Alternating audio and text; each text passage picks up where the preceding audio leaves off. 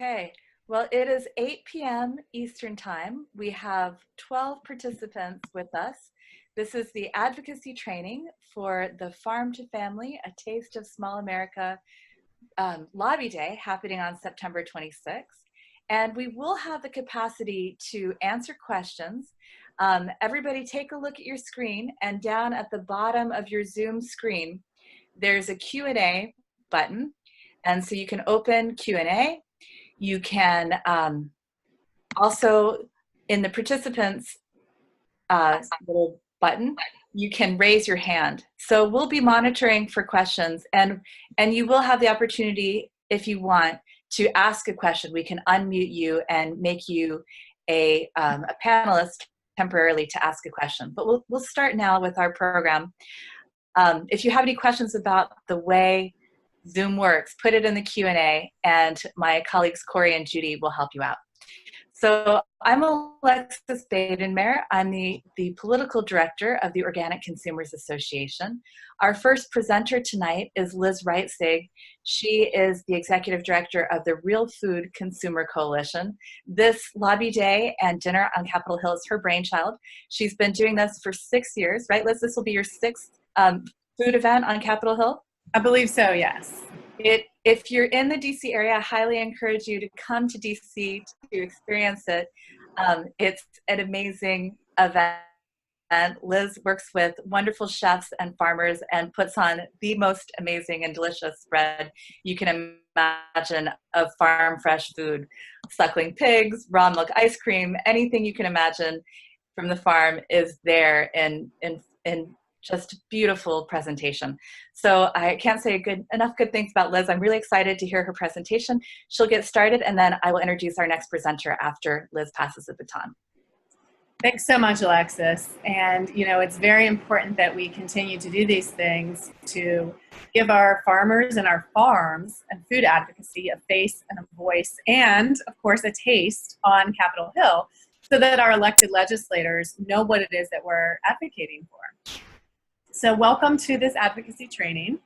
This is a collaborative effort between the Real Food Consumer Coalition, the Organic Consumers Association, and the Organic and Natural Health Association, and many others who are all coming together to support this event and this effort.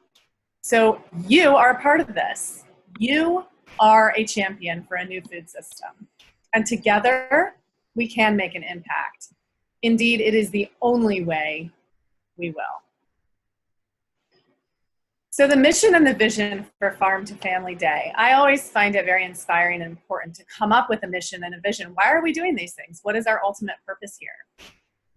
And who are we? So who we are. We are a collective force of people and organizations with unique capabilities, joined together to share our knowledge of how family farms ensure the quality of what we eat, restore ecosystem diversity, and enrich our communities. And what are we doing? This event is the first step in creating a large, national, collective conversation, empowering you to educate Congress on how open access to locally sourced foods preserves the legacy and financial health of family farms, the environmental integrity of our lands, and the quality of what we eat. Your work enriches communities and the health and vitality of the food chain. So what are the basics? What do you need to know before you go to this meeting? I'm going to set the stage for this, and then Karen is going to talk to you a little bit about the specifics within the meeting. So this right here is Capitol Hill. Beautiful, wonderful Capitol Hill. And it's actually called Capitol Hill because it is literally on a hill. And from our viewpoint here, you're looking down the hill. So to the right, you see the Senate buildings. 1, 2, 3, right there. Those are the Senate buildings where all your senators have their offices. And over to the left, you see the Congressional Representative buildings. Right there in the middle, that's the Capitol. And a couple of things to be aware of. If you start the day at the House meetings, you're going to be walking uphill. So keep that in mind. And also, I want to make sure everybody knows this is a map from the architect of the Capitol. It's a wonderful resource. So if you can, go ahead and go onto their site and print out your own copy of this. They make it available for you. So first thing we're going to talk about before you go is professionalism. What do you need to know to prepare? So you just saw that map of Capitol Hill, and you saw how spread out everything is. That's really actually takes up a huge amount of space. So you want to make sure that you're allowing plenty of time to park and then to walk to your meeting, wherever that is, whether it's on the Senate side or the House side or actually in the Capitol. Once you park, you're going to want to pretty much keep your car wherever you park and spend the rest of the day walking, but remember and account for the time it's going to take so that you know that you can be there on time. And also remember that you're going to be going through a security line every time you walk into one of the buildings. So give yourself a few minutes for that. So what is the appropriate dress code when you're there? It's pretty much you want to dress as professionally as you can. Now, that being said, you're also going to be doing a lot of walking, and the floors in the buildings they're marble floors, so it's really tough on your joints. So definitely think about what footwear. Ladies, you probably want to leave the heels at home for this day.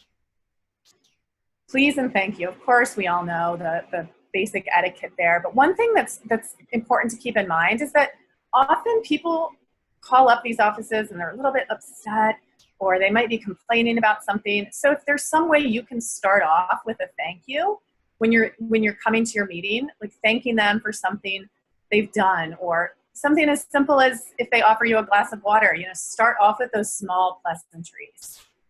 Ask if they have children, how are their families, that kind of thing, and thank them for something. That really helps to sort of to get those smiles going and to smooth things over before you even start your meeting.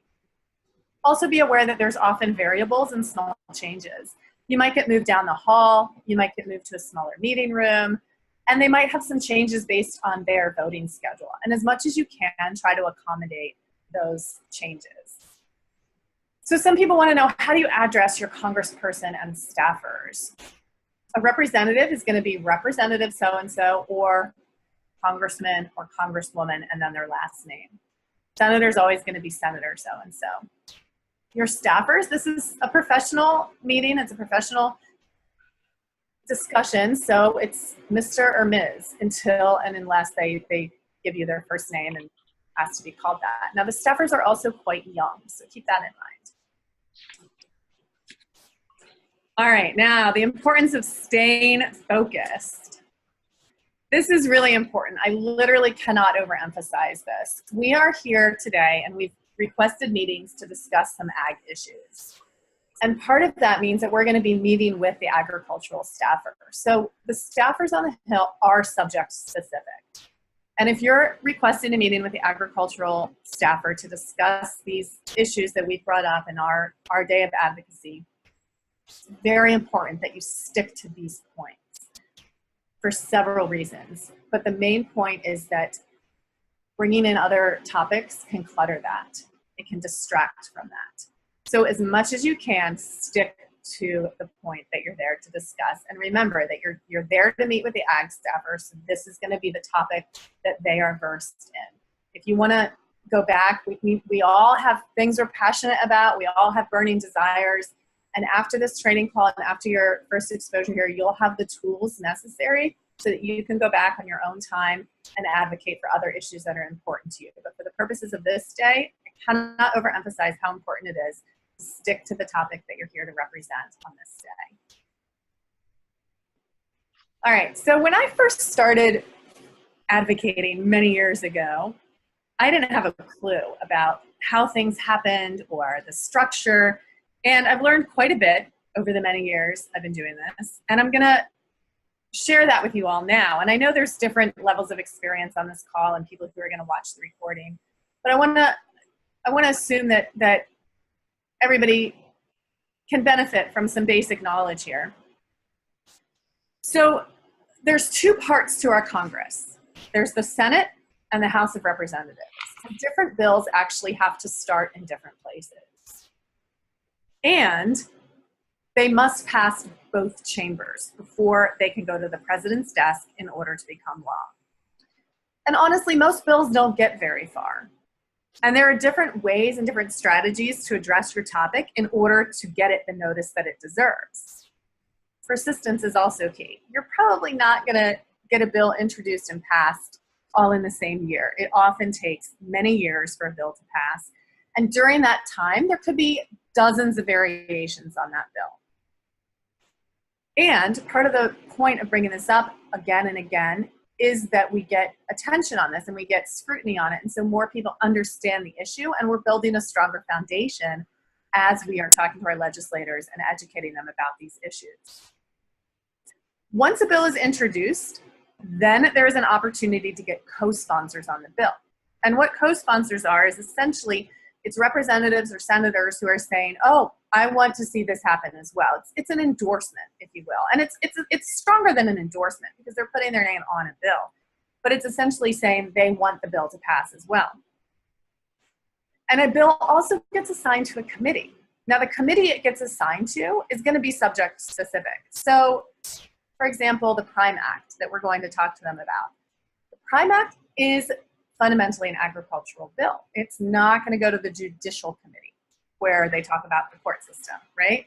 So the bills are always going to go to committees that deal with that subject matter. And a great way to get focus on our topic is for a bill to get a hearing on their committee. And during a hearing, legislators will listen to those who support the bill and those who oppose it. And after a hearing, a bill will sometimes go to vote, but that's not 100%. And we would love to have a hearing scheduled on the Prime Act. That would be a huge, wonderful next step for this. And if a bill, since they have to pass through both chambers, if the bill is simultaneously introduced in both chambers, it has a better chance. And it's also got a better timeline. And thankfully, the Prime Act that we're there to talk about is introduced in both chambers. That means both senators and representatives can support it now without anything more. All right, the importance of engagement and telling your story. So this is a fun little picture about, I see it as a symbol of engagement. So the gentleman sitting on the left in the blue shirt is a sitting congressman. And we've engaged with him, the farmers in the buggy and myself, we've been talking to him and telling our stories, telling him about the importance of direct access and telling him about what these farms are producing and why it is so important to us. And because of that engagement, he actually came out to the farm and he got an opportunity to drive the buggy, which was really unique and really special. But how do you start this engagement? Well, you use your voice to express your positions. And that means sometimes it means making that call, sending that email, asking for them to support a piece of legislation, or simply educating them about a piece of legislation. Oftentimes, due to our jobs or other factors in our lives, we can't ask them to officially support a piece of legislation, but we can educate them and tell them why certain things are important to us. And that's a great way to go about it. If there's any question as to whether or not you can ask them to support something, you can always educate them about why something's important to you. But also staffers look at overall numbers. So if you're hesitant about, if you're not sure if you want to make that call, if you're not sure if you want to ask them or tell them that you support this, then please do, because they look at those overall numbers, and it's very important for them just to hear from constituents. If nothing else, just to hear from you. It's very important, and it can be the beginning of that engagement. There's also, once you engage, you might be able to find a creative way to deal with your issue that doesn't involve actual legislation, because sometimes legislation might not be the perfect path for that. You might decide that policy or getting an amendment in or something else is more important. So always make that call, get engaged. All right, so what are the issues that we're here to discuss? We're here to discuss the Prime Act, raw milk, and raw milk across state lines, to be more specific, and growing food. The Prime Act. For those of you who are not aware, right now there are two different kinds of slaughterhouses in the U.S. There are the USDA slaughterhouses, and at those slaughterhouses, the USDA inspector is on site all the time, and they inspect every carcass. There's also the custom slaughterhouses, and custom slaughterhouses are also under not federal, they are under state regulation. and state inspection. And they're wonderful facilities, and they're often within communities, whereas federal USDA inspected slaughterhouses are oftentimes, there's one in a large area, so they're much harder to get to. And farmers often have to schedule very far ahead of time to get to them. So it's convenient to go to a custom slaughter facility. However, farmers cannot then sell the meat that's slaughtered at a custom slaughter facility. They can only then use it for their own family consumption or employees. And we are looking to change that. We want farmers to be able to get their meat slaughtered at an oftentimes very close by custom slaughter facility where there aren't long lines or long wait lists to get an animal in. And then be able to sell that meat by the cut. And again, it's still state inspected and still state regulated, so there's no issue there. It's simply a matter of being able to sell that meat by the cut. And the Prime Act would allow that to happen for farmers selling in state. So that meat would still need to be sold in the state, but it would give them a lot of freedom and a lot of flexibility in terms of how and when they can sell that meat. So what are we asking for? We are definitely asking for them to learn about the Prime Act, and in cases where we can ask for them to support legislation, we want to ask our senators and our representatives to co-sponsor the Prime Act and give their public support of it. So there's several talking points we're going to use on this, and I'll go over a couple of them here, but we have a link for you where you can download all the talking points, and you're going to be able to download a leave behind for your meeting. So some of these points are: custom slaughterhouses are an important link in the farm-to-table chain. Currently, farmers can only use custom slaughterhouses if they sell the whole animal before slaughter, either by the whole, half, or quarter part. If it is safe to eat, if consumers pay for it all at once, it is still safe to eat if they pay for it by the cut. And that's something we can really emphasize, because oftentimes legislators might be hesitant to support something because of the food safety issue. But in this case, if a farmer wants to get, for example, a cow slaughtered at a custom slaughter facility, the customer can buy the cow beforehand, or they can buy half the cow, and then they can get all the meat from that animal, which is the same meat, it's the same slaughter facility, they're just not allowed to buy it by the cut. And this is obvious bias against people in lower socioeconomic brackets. So one of the ways we can deal with this is by offering that custom slaughtered meat to be sold by the cut, so that it opens it up for people in lower socioeconomic brackets. This is also a bipartisan bill. So to be clear, it's introduced by Representative Shelley Pingree, who's a Democrat, and Representative Thomas Massey, who is a Republican. So bipartisan, both parties are supporting it. It also already has 22 co-sponsors. So in your discussions with the legislators, you can point out these topics. Also, that custom slaughter facilities are indeed subject to state regulation and state inspection. The custom facilities support local economies by offering skilled employment opportunities. The rest of the talking points are available on our handout, which is, you'll get the link at the end of the presentation.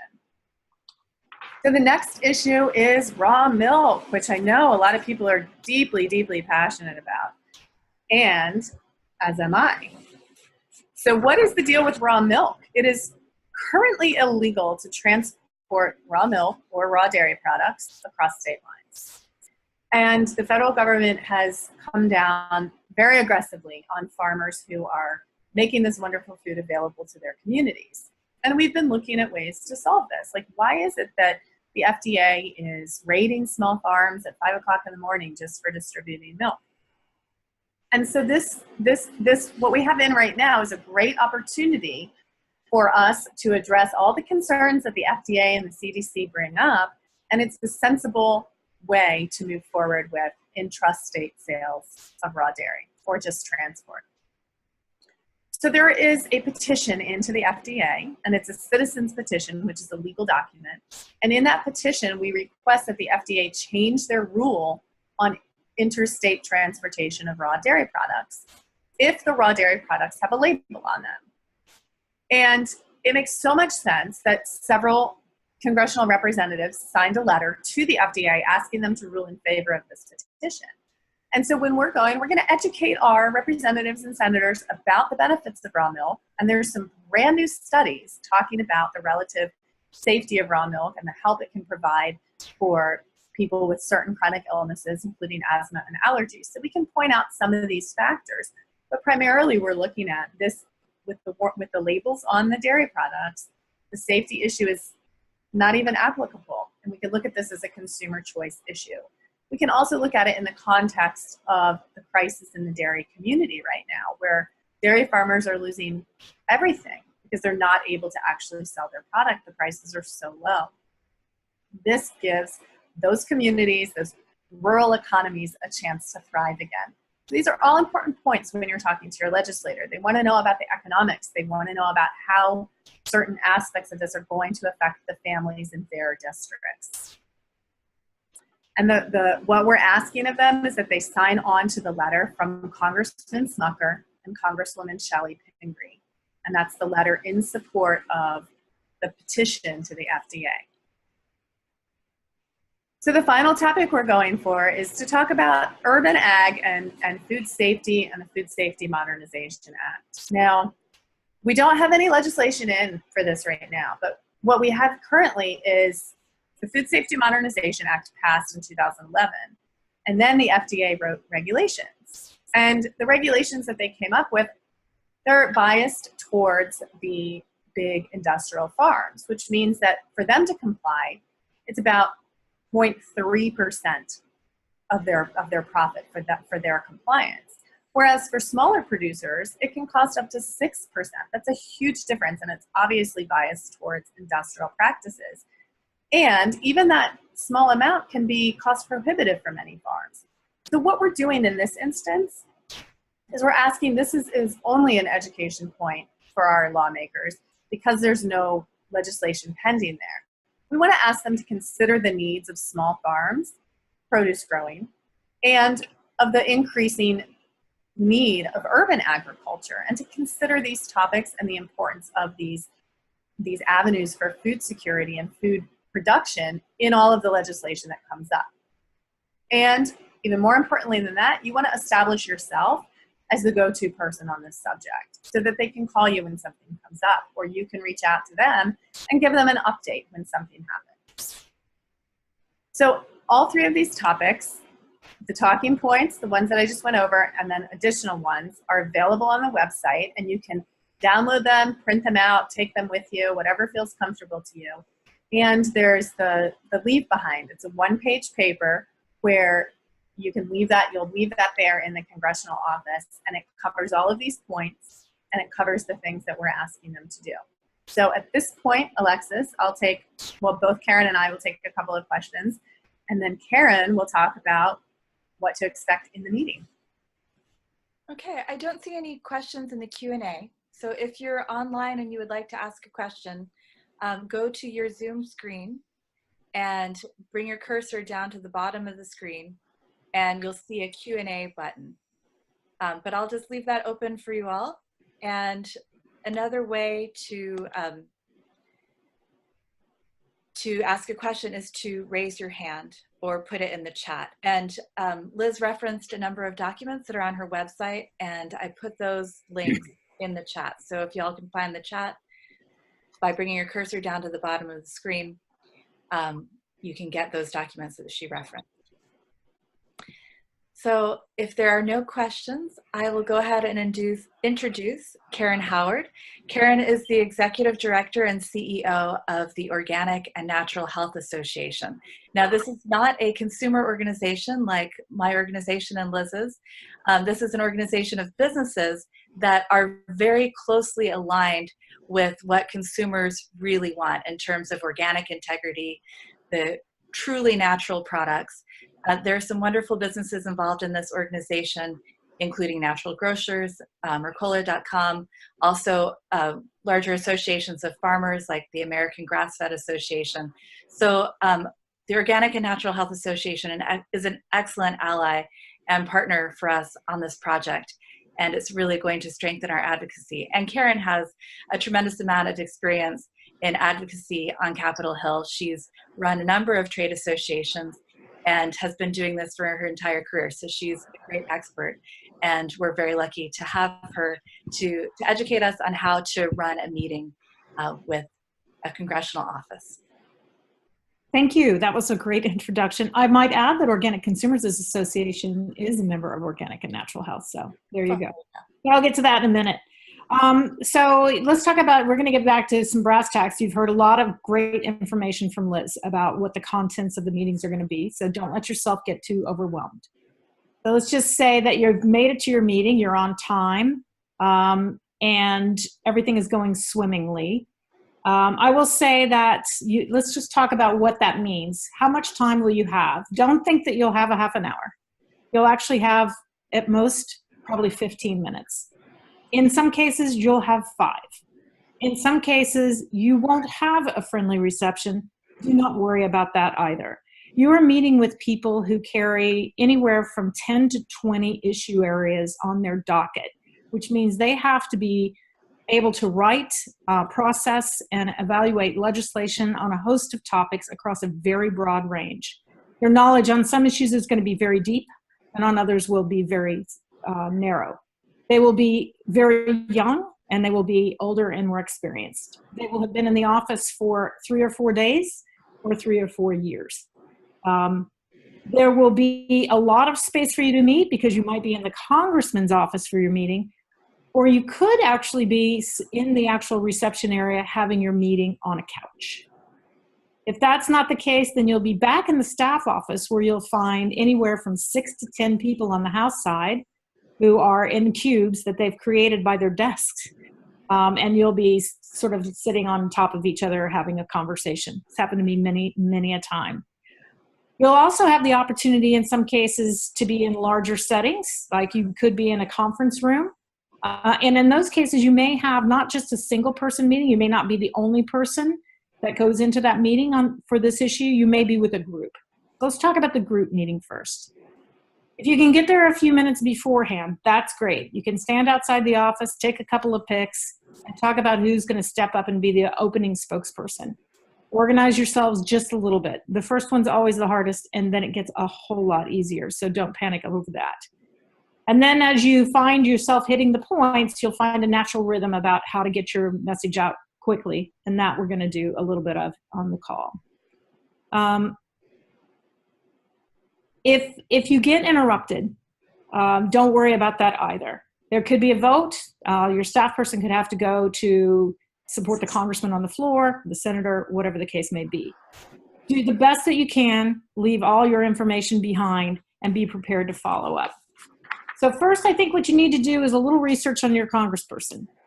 You can go a couple of places. You can go to house.gov or senate.gov, get to your members very, very quickly, and here's what you need to look up.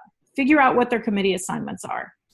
With any luck, they'll be on one of the committees that we care deeply about, agriculture, appropriations, any of the health committees, but they may not be. So I want you to deal in just no stories about your members, go with a very open book, and realize that we're having a larger conversation, which we'll talk about in a second. But figure out what their committee assignments are, read on their website what their news releases are, and then know that the differences between you where you're going will have a lot to do with you as you have the power of constituency. You're actually the most important person that ever walks in that congressional office. You're actually the only person that really means anything because you're the only one that can vote. A lobbyist may be able to go in and make promises and have a PAC at their disposal, but they don't get to vote. So it's really important to the staff and it's really important to the member of Congress that indeed you are taken well care of and listened to with authenticity. So whether it's urban or rural, and you're urban or rural, that means that there are going to be a host of issues, to go back to one of Liz's earlier points, that you may disagree and agree on. This construct of liberal and conservative, urban and rural, is something that's actually, you probably have noticed yourself, is changing fairly dramatically in terms of alignment with political dogma. So, we're basically looking at this from a larger perspective. Liz, you can go to the next slide.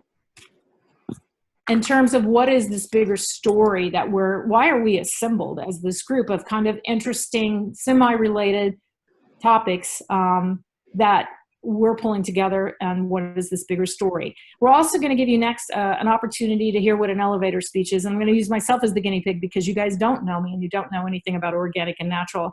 And then we're going to go through a little bit of the sound bites, and so you have a feel of context of how these things relate to one another. So we all know that the Farm Bill is in play. Let's just talk about expectations for the beginning of this entire event. We're not going to change the world in a day. There are 3 reasons I always tell my people that we go to Capitol Hill. One is to make your members of an organization or a group happy because it makes them feel like they're participating in the process. That's important in a lot of cases, but it's not always the best reason to go to the Hill. Another is to create leaders. And that is something that we're very vested in because we know that we're in this for the long haul on this very big story. And the third is to actually affect change. One leads to the other in one way or not. All 3 are important, and all 3 have ramifications for your business and your family. So we're not gonna go out and we're not going to get a change into the Farm Bill. As you all are very aware, I'm sure, there's only a few days left in the month for them to get that done, and that'll be the buzz. The other thing you need to know when you go into a meeting is that you may get pressured very hard for what we call an ask. What is it you want from me? So that's one of the reasons we're doing this training, is kind of give you a clearer picture. So the big story is, I think the most important about it is to keep it as simple as possible. I don't think I have to add the stupid, but just in case you wondered what the acronym was for, that's what it's for. The reality is that we're in this because we know that these issues have an impact on our communities, that they impact our environment, and they impact our food system, which in turn all translates into impacting the health of our country and the families that occupy this country. So this is where you get to be personal. You get to tell your own story. You get to be relatable. There's something really interesting about, if you look at the context of what you're talking about as a healthcare conversation, when you go in and you lobby energy rates or electricity or shipping channels, those things are not necessarily transferable in a personal way to the woman or man that you're speaking with. They're much more money and finance issues. But when you start talking about things that impact the health of animals, planet, and people, people filter that through their own experience.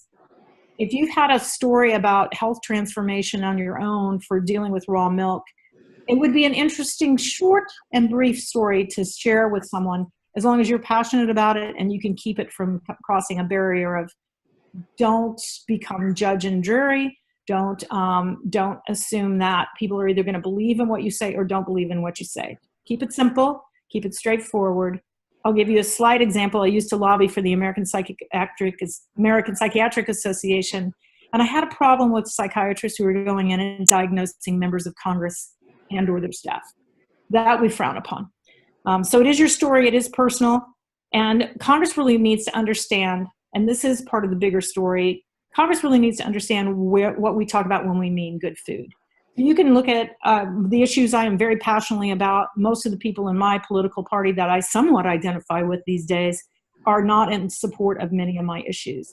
But I'm just going to deal with phenomena, and I'm not going to deal with my own story about that. So we need to explain to them why safe and healthy food has an impact on where we are in our future and why it's critical to more than just the people in this room right now. So having you stand behind your products and the connection is really sort of the crux of what we're getting at here. The culture of what we're doing, the loyalty to the local food movement. Don't think that just because all of your staff people that you're meeting with live in Washington, D.C. or the general vicinity, that they are unfamiliar with your issues from a personal perspective. You'll be surprised at how many of them have a farming background, even if they're serving in a rural setting and a member of Congress from the city. You'll be pleased to know that many of us who live in Washington, D.C., as I have for 34 years, shop consistently at local farmers markets and know my farmers by name and how they treat their cattle and what they put on their plants and their apples. So a lot of connection, and a lot of foodies live in this place, and it's really starting to become a much more local food supply chain here than I ever thought it could be, which is good because we don't have really great grocery stores. All right, so that kind of leads me into the elevator speech. And for those of you who aren't familiar with what an elevator speech is, let me just give you an example. I've been on many an elevators with a name badge on. You will not have that distinction on this particular event. But if you did have a name badge on and it had a group that you were affiliated, it is not uncommon for someone to ask you, what are you doing here? You need an answer, and you need to practice your answer. So we know that we're supposed to be talking to our elected legislators about preserving this direct access to foods of our choice. And that is from producers of our choice. We understand that. We know that we want them to sign on to the PRIME Act. We know that we want them to support the FDA petition, and we want to them to consider the small scale that we're talking about. But let me add this to these talking points, which is you have to tell them who you are. That doesn't mean that you tell them that you are Aunt Betsy's favorite niece and that your granddaddy supported them for Congress 20 years ago, although not a bad thing to know. What it really means is that you're able to concisely share with them who you are to them in the room, your role as a constituent in their district, and what it is that has you impassioned enough to leave your family, work, travel to DC, and share this message with them. So that takes a little bit of practice. Don't assume that you will always have that out on the first round. So I'm going to give you off the top of my head what my elevator speech would be in relationship to this event, because this is an unusual event for organic and natural to speak to, and here's why. My name is Karen Howard. I'm the executive director of the Organic and Natural Health Association. We're actually a trade association here in DC that's 4 years old. And we're here to support this access to local food and the producers that provide that food, because organic and natural health represents a supply chain that's replete with dietary supplement companies and their suppliers, and also with the retailers and the consumers who consume those goods. At Organic and Natural, we know that solid health in the American public is reliant upon a healthy planet and healthy people. And to that end, it is that direct access to things like raw milk and meat that's grown on grass-fed farms and slaughtered locally that will empower constituents to own their own health and move forward. It's a little rough, but it gives you an idea of how I hopefully have conveyed to you who have not met me before what it is that Organic and Natural does, my role at Organic and Natural, and why I'm in the room with a bunch of people who have direct access to the kinds of things we're talking about. So that is essentially what it is. Okay. On to the sort of 90-second sound bites. And before you've heard Liz presented these really well. These are written down for you. You have a sheet. You don't have to obsess. So what I really want to focus in on these things is to understand before we even read them that you don't have to be an expert on all things. You will oftentimes get in a situation where someone will ask you a question that you do not have an answer for. Just readily admit you do not have that answer, but you will make sure that one of the event organizers will get back to them with the answer to that question. So if you are in a situation where you're handing off a one-page sheet, your issue is the PRIME Act, and one of the other two issues comes up, and could be FSMA, which is something that lots of people don't know about, just say you're happy to get that information back, or reverse it if your interest is raw milk and something comes up with the PRIME Act. So don't feel like you need to cram for an exam and know all of these nuances to these arguments. So we do have the passage of the PRIME Act, which essentially means that this is how processors can get their meats locally to serve their customers. It's lower cost, and it's an equity issue in terms of access. Raw milk production does a disservice to Americans. Prohibition does a disservice to Americans on several levels. We've talked about that. Here's your talking point there. And then on urban and small scale production, it is so much more expensive for people to comply with FSMA if they are small growers. So not complicated and not anything that you have to be an expert on, but good reason to practice, and use anything that you don't have a solid answer for as an opportunity to actually follow up. So what is success? That's a great question. It requires an enormous sense of optimism to do work on Capitol Hill over a great deal of time. And by that, I mean, you sort of have to be pathological in your optimism. That said, what we are really aspiring to is to access your expertise as you have it now, and as you grow your expertise, establish yourself as a subject matter expert with your member of Congress and that staff person. So that's what we really want. We want them to rely on you for technical issues related to your expertise. You're the farmer, you're the producer, you're the chef, you're the person who knows what you're talking about, and you will get that information to them anytime they pick up the phone and they call you. So yeah, it's great when you get support, and that is really important, and we'll document that, and you'll have a form to do that with. But it's equally important to know that you may not have their support, because one of the objectives that we have is to change some of these innate behaviors around what people believe is important, as an example for food access, where they may think it's just getting food to people who are hungry, which is important, and we may have taken that a step further to say getting people healthy food is equally important. So if we're going to make those transitions in how people view the world, then we really need to understand their support and their opposition. We need to get their information. So you need to listen really well and not just rely on speaking our words. It's being a leader in this regard. It requires that kind of listening. And if they have no comment, and you will have people who are either substituted into a meeting for the person that should have been there for you, or basically just don't want to tell you anything, that's your opening. Is there any additional information that you and the congressman or congresswoman or senator would benefit from? Anything I can get you? And then make sure that you get a chance to get pictures with them. It's distinctly possible the member of Congress will be around, loves to have pictures taken during election time.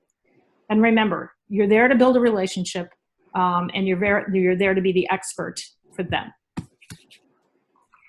You have some assignments. Other than working on your elevator speech, you've got handouts that you need to review. All of those are going to be on the website for you, including a short report where you can jot down what office you met with, what person you met with, and make sure that you can get them the additional information and follow up. So I'm going to add to that. You'll have a set for every member meeting. You need to make sure that you print those off the website for each one of your meetings. We have an almanac that we're creating. We're looking for a way to distribute that if you have time to get to a specific room, and then we'll get that information out to you. So it's a beautiful handout that you'll be able to leave behind as well. We'll have an invitation to the reception. So the reception happens at the end of the day. We haven't spent much time talking about that. Let me just say for 2 seconds, here's the purpose of the reception.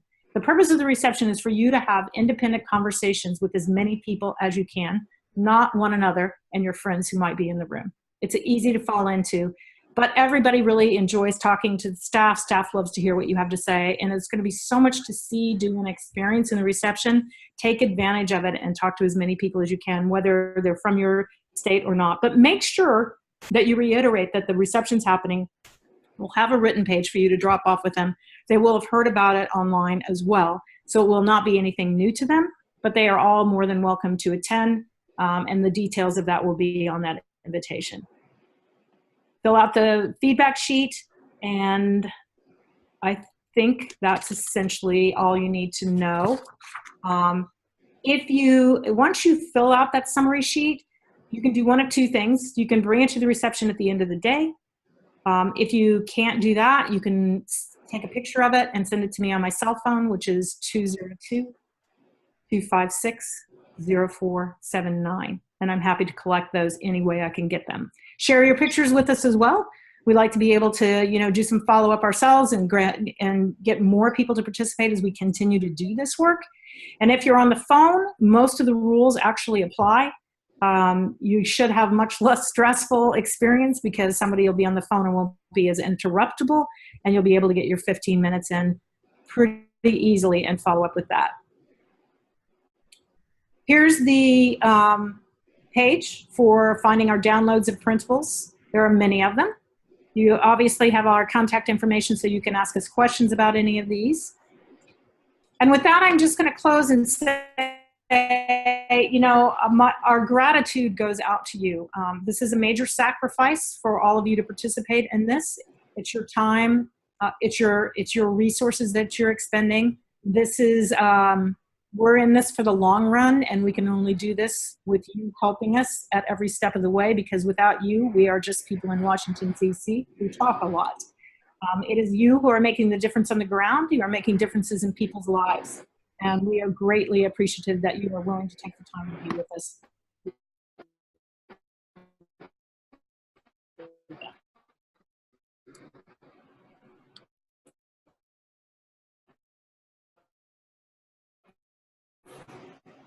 Well, no, we're joining by phone. We don't have a way for you to let us know that you want to ask a question or a way for you to participate. I'm sorry, that's how our webinar system works.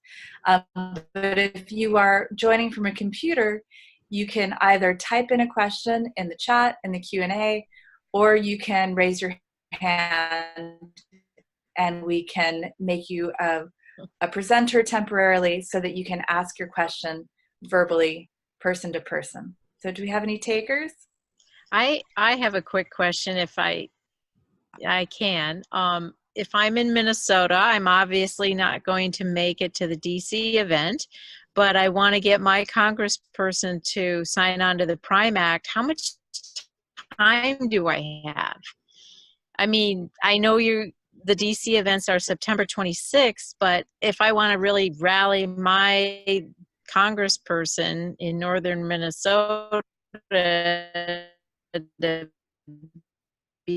farm bill, just a little help on that would be great. Well, because we're in an election season, this is the time where your member of Congress is going to be in the district talking to people, make themselves personally available like they never do other times in the session. So contact your member of Congress's district offices, see if they're doing public events. You can certainly go in and meet with staff or perhaps with the congressperson in their district office. But join their email list to find out where they're doing public events. Join the email list of the party that they belong to, even if that's not your party, because there will be information about the Republican or Democratic party in your area, and that's where you'll find your congressperson. So they're out and about right now. Oh, there's also a question here about how to share information via social media. So we're going to have a recording of this, and that'll go out to everybody who signed up for the webinar. Some people who signed up weren't able to join us tonight, so that's why we recorded it, but you can also share that socially if you want to after you receive that link. And all the links that we see on this page while live tonight, can we find access tomorrow or another day before next week? Yes.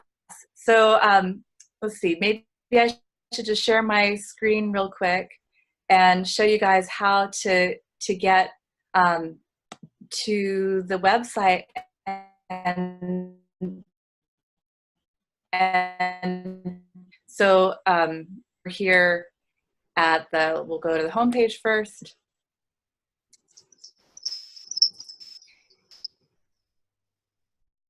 And from there, there's information about the lobby day, and it's right on the front page.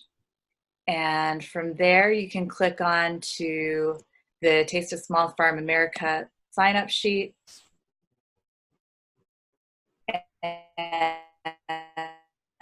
And you can find all the information you need on the page where you learn how to schedule your, which is down here.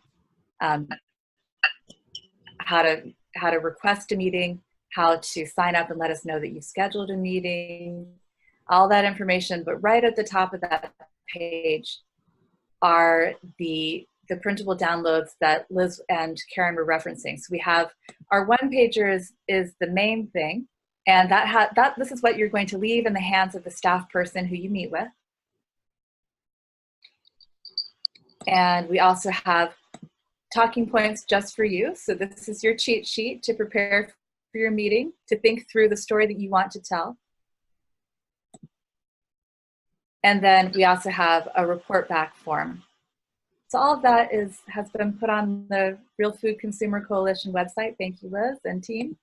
And yeah, it's easy to find all of that. Oh, also the congressional letter is on here. I reference this a lot. So for our raw milk talking points, with the Prime Act, it's very easy. We want your member of Congress to co-sponsor that bill. And as Judy said, you know, it's not just this year, it's going to be introduced next year. So we're going to keep pushing that year round. But there's also a letter that was sent by a handful of raw milk supporters in the House. And they sent a letter to the FDA asking for changes in policy on raw milk so that we can increase direct-to-consumer sales and stop having barriers about moving milk from places like Maryland to DC.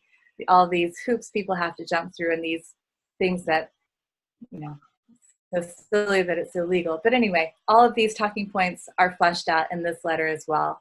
And those are two very easy asks: co-sponsorship and to send the same message that these members of Congress have sent to the FDA to take on these positions. Any other questions? Alexis, I'd like to respond to the question that Judy asked about how much time do representatives have to co-sponsor. And that's essentially until the end of the year, because the session ends at the end of the year, and then everything starts over again. More sponsors. Okay, The may or may not get a hearing, and then we'll start over again next year. But we'll start over in another place. They're a long place. So there's on and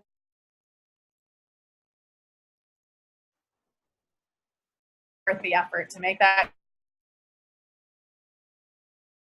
talking points always worth the effort. Great. Thank you.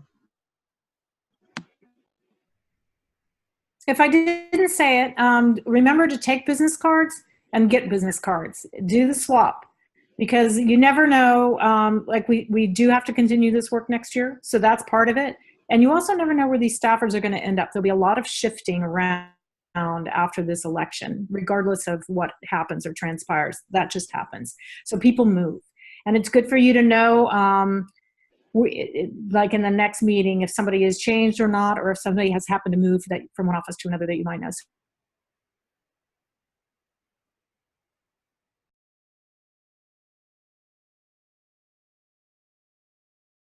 Sure you have a way of letting them know how to get hold of you. Alexis, there's another question in the Q&A from Elaine Bolin. Is there a link we can listen to, or re-listen to this webinar from tonight before next week? Are you going to email out the recording to everybody who signed up, or I don't know. I can help with this. I'm going to have to come through and edit and take out our pre-meeting conversation of this recording, and I'll make sure that I get a link to send out to everyone.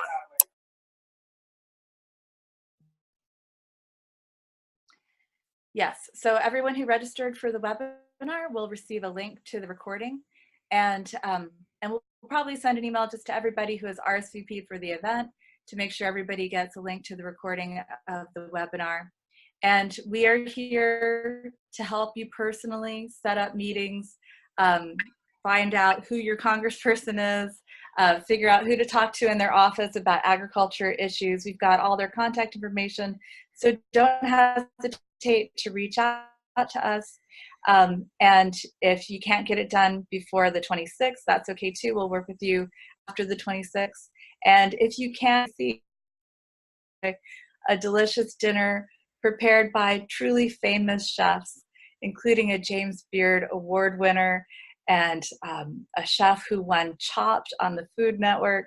So sorry, my light goes off. It's eco, right? It's eco-friendly. My light goes off when there's nobody moving in my office.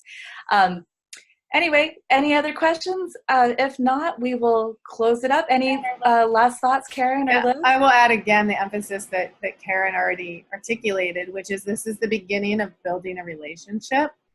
So definitely utilize everything you can in that regard. And one of the things I like to tell people who are going is, you know, the lobbyists are there every day, and the lobbyists know everybody's birthdays, and they know how many grandchildren are born that year, and who's starting school, and what's going on. And these are all the things that you all can learn about your representative and the staffers as well. And it's part of what helps to build those relationships. So don't be afraid to ask, you know, oh, or if you know already about your congressperson, how are the grandchildren? You know, ask some of these things and begin to develop that relationship that shows, Yes, you're a constituent, and yes, you care about these issues, but hey, you know what? This is also something friendly enough that I can ask, like, how are these things that you mentioned in your newsletter, for example? I mean, you always want to keep it to things that they're small talk, but social small talk. And Karen, any final thoughts? Oh, just come ready to have fun. Yes. It can be a little intimidating, but the reality is while you're there, you are absolutely changing the world. It may go back to the way it was the next day, but that's why we do this work, because it takes every little step all along the way and continual reinforcement of all the good that you're doing in the world. And you'll feel great, and you're going to make people around you feel really good about what's happening out there and what your work is. So you'll have a good time with it. All right. Well, thank you to everyone who participated tonight, everyone who will watch this after the 17th is when we recorded it. So thanks, everybody. And we will see you on the 26th, or we'll hear about what you did. And we can't wait to catch up. Thanks, everybody. Have a good night. Thank you. Thank you.